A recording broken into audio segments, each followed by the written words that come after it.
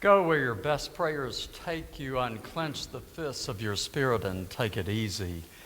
Breathe deeply of the glad air and live one day at a time. Know that you are precious and learn to trust. Amen.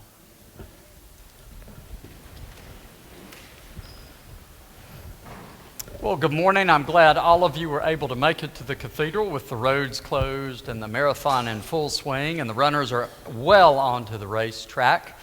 The bulk of the marathon runners will be going down our back street behind us, and we'll be handing out water and Gatorade, and the kids are out there, so trying to welcome them into the community, those that are from afar. And guess what? You're not running, so you get to relax this morning. And what I want you to do is really sit back and relax. I really do. I want you to get comfortable for a second. If you kind of need to move some stuff, if you're sitting on a billfold and need to move it, do that. Because I want you to take a few deep breaths with me and really relax. Just sit for a second. After you've relaxed, I want you to slowly close your eyes. Just let your eyes close. You're safe. You're going to be okay. And I want you to picture something for me, something I think everyone can see in their mind's eye. I want you to close your eyes, and I want you to see the Statue of Liberty. See it in the way that you know it. See the Statue of Liberty and hold it there for just a second. Okay, as you let that image go, keep your eyes closed. Now I want you to picture something a little closer. It's the First Tennessee Bank building that's just down the street from us. Maybe you've not noticed it before, but I want you to see it in your mind's eye. See its tall, angular, rectangular shape, its mirrored windows, the red lights on each corner, the top. And see that building striking against the blue sky of this morning. Okay, as you let that image go, now I want you to see something probably more familiar. I want you to see one of your grandparents. I want you to see the face of your grandmother, a grandmother, or a grandfather. Really bring them up into view. See them. I'm going to give you some help. If you're having trouble, think of a picture you have of grandparents. Then look at the picture and put that picture in your mind. See that picture. And then as you let that image go, now I want you to see your mother. I want you to pull a picture and see your mother in your mind's eye. See her distinctly, clearly. As you let that image go, I have one more.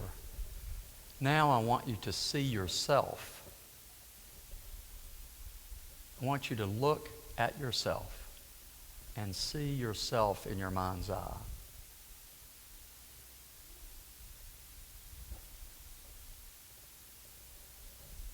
What is that picture? Okay, as you let that go, open your eyes and kind of come back to this place. It's fascinating, isn't it, how important sight is to us? I have to admit it escapes me most of the time, but you realize, I guess until I really began to think on this, I didn't realize how much sight has to do with me, because it places those images in my mind. It's amazing you can still see them, can't you? It takes a little work. Some of you who are older, or some of you who lost a parent even at a young age, I did, may have a hard time sometimes recalling the image of that person. But it's powerful that those images stay in us, they stay with us, and we can see them. But what happens if you lose your sight? What if you go blind? Our expert, Jonathan Sal, our ophthalmologist and surgeon, could tell us. It's fascinating what happens. Some of you may know. At first, those images are strong, and that strength of that image may stay with you for some time. The people especially around you. You'll see them clearly in your mind, although physically you cannot see them. But over time, those images began to be worn a little bit around the edges. They're not as clear. They may be a composition of images of the person, of all manner of things that then represent them. With a little more time, they're going to be harder and harder to recall until most blind people, if not all blind people, end up losing the ability to remember what a person or something looks like completely. And what's astounding is they also lose themselves. They can no longer see themselves. Again, if John was up preaching, he'd tell us it's called cortical blindness. It's a real thing, and it's powerful. And it's a powerful passage for persons who are blind to have to go to this abyss almost of images, this place of darkness that really is very dark, and have to return from it to find new life. And most do.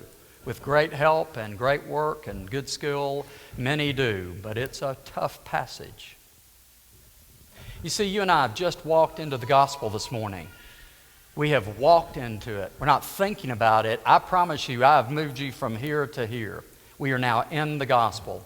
Because the story is the story of a young man who has been blind from birth. He does not know what a spoon looks like, a bowl that he's held, a cup that he has drunk from. He has never seen grandparents, parents, or siblings. He has never seen the pet that he has touched. See, this is a powerful, powerful story of a miraculous healing. In fact, it's more like a new birth. This young man who has never seen must now try to see, and it is not going to be easy. Everything is going to be dislocated. The way he has made sense of it now, he's going to have to reorganize everything. Spatial relationships, walking, every detail, as wonderful as his sight will be, will still be tough. But what a powerful thing that has happened. He has been given his sight back for the first time. What is as powerful in the story is that Jesus turns to the Pharisees and looks at them and says, "You are as blind as he has been." Do you see? They can see, but in a deep way they have cortical blindness. They have a really distinct degree of cortical blindness because they cannot see the reality around them. They miss completely that a healing has taken place. They miss completely what is transpiring in this man's life, in the community, the joy and the wonder that is moving around them. And in all of that, the worst part of their blindness is they cannot see themselves. They cannot see themselves. I believe that modern life subjects us to this kind of blindness. I think this is a 2,000-year-old story that could be told today. That we have cortical blindness in a manner, every one of us. We are so busy, so preoccupied, filled with too many things to do and absolutely too many things to possess and buy. So many distractions, so many inconsequential things that become on your top priority list and mine, leaving out the real important things that steal our energy and focus. Well, all of us lose the ability at times to see ourselves. And wouldn't it be great if we could come here on Sunday, once a week even, and have a miracle that gets you back and lets you see yourself? I'd sure like that. Maybe it'd be a prayer. Maybe it'd be some sacrament of the church that enables you instantly to see again. But it doesn't happen that way. No, we have to start where we start. Like Karen.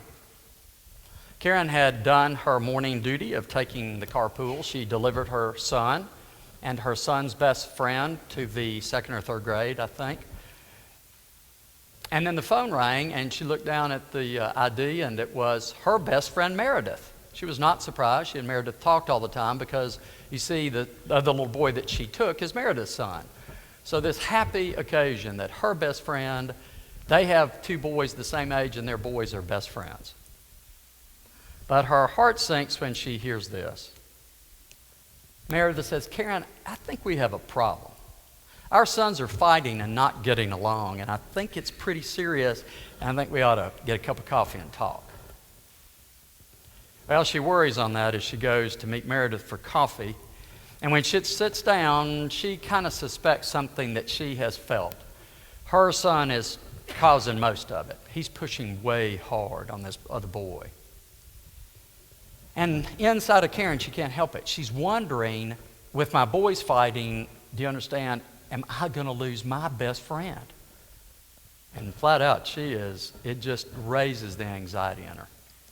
But they talk. Meredith's pretty cool about it all. They talk. They say they're going to talk to the boys, try to give them some coaching, some tools a little bit of how to get along, and then see if they can work it out. And they seem to for a week or two. And then one day, Karen hears doors slamming, things being thrown, and yelling. And she immediately is mad and heads down the hall.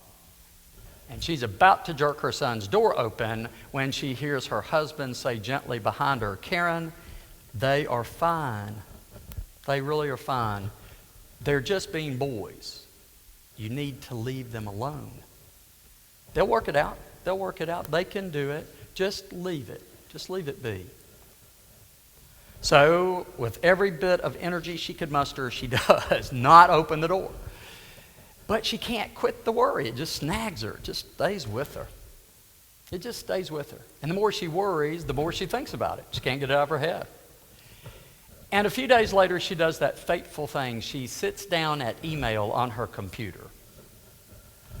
And she starts writing on impulse an email to Meredith. And it starts with, I'm so sorry, but I think we are avoiding this big elephant in the room. And then she goes on to pour out her anxiety, her concerns, her worry, her remorse, her fears. It's a bunch. And then she does the second fateful step. She pushes send without pausing. Well, 30 minutes goes by, no response. An hour goes by, no response. A couple hours go by, no response. She's kind of listening, messing around the house, and then she hears email ding, and she goes and checks. It's back from Meredith now, and it's cryptic. Why are you telling me this?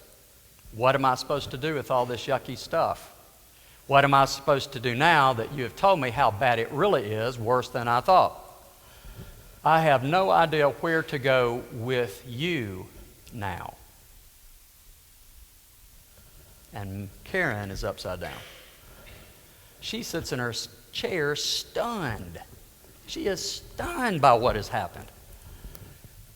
But something wonderful, I think kind of a miracle did happen. Because sitting there, she realizes all of a sudden, she feels like she's in the 7th grade again. She goes, I feel like I'm in the 7th grade. Nothing makes sense. I'm fighting with my best friend. I feel alone. I feel lonely. Everything's upside down. I don't know what to do with this. Everything's awkward, difficult, broken. I don't know what to do about this. I feel totally out of control. I'm a 13-year-old again. And she realizes she has a bunch of 13-year-olds still in her. And then she hears the other part of the miracle. She hears those words. Not because he's so wonderful, maybe just because he has a little distance, but her husband's words. Karen, they're just boys. Let it be. It will be okay. That is almost a verbatim true story from a young mother. You know, all of us can lose ourselves. Maybe we lose ourselves in our past. Maybe we lose ourselves in the present that gets so busy. But every person here loses the ability to see yourself every once in a while. If you don't, God bless you. I don't believe you, but God bless you. You know, I think it affects every person around us. The Desert Fathers, you know, those people who started all this business we're about, they didn't do church, but they did a lot of praying. They went off by themselves and they did this reflective stuff all the time. 1,500 years ago, 1,800 years ago, went out in the boonies. And you know what they would sit and think about? They'd think about themselves and God. Spent a lot of time doing that. And there's a saying that kind of was with all these people, these men and women. And it went like this: we all fall down, but we get up. We all fall down, we get up. You see, they realized something out there in the desert that we need to realize here. We are human. And we will fall down, but we can get up. And we carry stuff with us a little too long. Sometimes we don't figure it out soon enough. But it's amazing with God's help how much progress we really can make, how much stuff we can get in focus. It's amazingly powerful with God's help.